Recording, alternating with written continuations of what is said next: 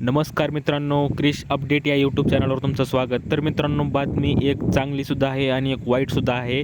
तर हवामान खात्याविषयी आपण पाहूया की जे मान्सून जे आहे सध्या चांगली बातमी पहिल्यांदा पाहूया की मान्सून 23 जूनपासून पुढे सरकणार आहे आणि म्हणजेच उद्यापासून मान्सूनची जरा वाटचाल महाराष्ट्रात चांगली होणार आहे आणि संपूर्ण देशातसुद्धा मान्सूनचे वारे एक चांगल्या रीतीने आधी अडथळ्यात होता, पण आता जे मान्सूनचे वारे आहे ते थेट महाराष्ट्रात आता येणार आहेत. त्यामुळे पावसाळा इथून पाऊस चांगला पडू शकतो अशी बातमी आहे. तर हवामान विभागाने 23 जूनच्या जे आसपास मान्सून महाराष्ट्र, तेलंगणा आणि ओडिसा, झारखंड, बिहार, छत्तीसगडच्या काही भागांमध्ये पुढे सरकू शकतो असं स्पष्ट सांगितलं आहे.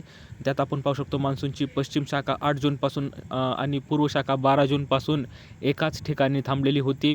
यामुळे देशाच्या अनेक भागांमध्ये प्रतीक्षा वाढली होती पावसाची आणि त्यामुळे IMDचं म्हणणं आहे की आता ढगांची हालचाल वाढू लागली आहे, ज्यामुळे मान्सून आता पुन्हा वेग पकडण्यात आता पुढे जाऊ शकतो किंवा जे मान्सूनच्या वाऱ्यामुळे पाऊस पडू शकतो असं IMDचं म्हणणं आहे, म्हणजेच भारतीय हवामान खात्याचं म्हणणं आहे.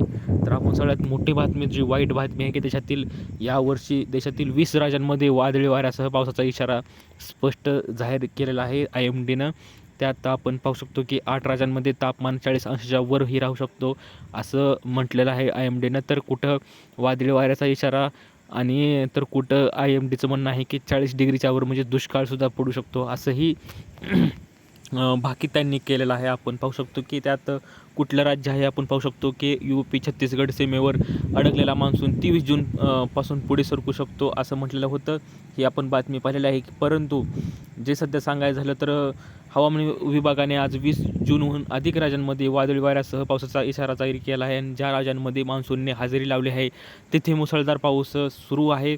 सिक्कीममधील 6 जिल्ह्यांमध्ये आणि हिमालयाच्या पायथ्याशी असलेल्या बंगालमधील 5 जिल्ह्यांमध्ये रविवारी मुसळधार पाऊस पडू शकतो. असे 8 राज्यांमध्ये तापमान 40 अंशाच्या वर आहे. तर उत्तर प्रदेशातील बांदा पुन्हा एकदा देशातील सर्वात उष्ण ठिकाण ठरले आहे. येथे शनिवारी 44.2 अंश नोंदवला गेला आहे. तर मित्रांनो, UPमध्ये देशातील सगळ्यात मोठं तापमान हे 44.2 वर आहे. तर आपल्या महाराष्ट्रात आपण पाहू शकतो की सध्या जे विदर्भ जो आहे तो 40 ॲव्हरेज जर पाहिलं तर 40च्या वरच आहे. तर शेतकरी मित्रांनो, आता पाहूया महाराष्ट्रात किती पाऊस पडतो ह्या वर्षी आणि 23 जूनपासून मान्सूनचे वारे किती येते आणि किती पावसाचा जोर वाढतो आपल्या भागात. तर दिलेली माहिती समजली, व्हिडिओला लाईक करा, जास्तीत जास्त शेअर करा आणि अशाच बातम्यासाठी चॅनलला सबस्क्राईब करायला विसरू नका. तर भेटूया पुढच्या व्हिडिओमध्ये अशीच एक अपडेट घेऊन. तोपर्यंत धन्यवाद.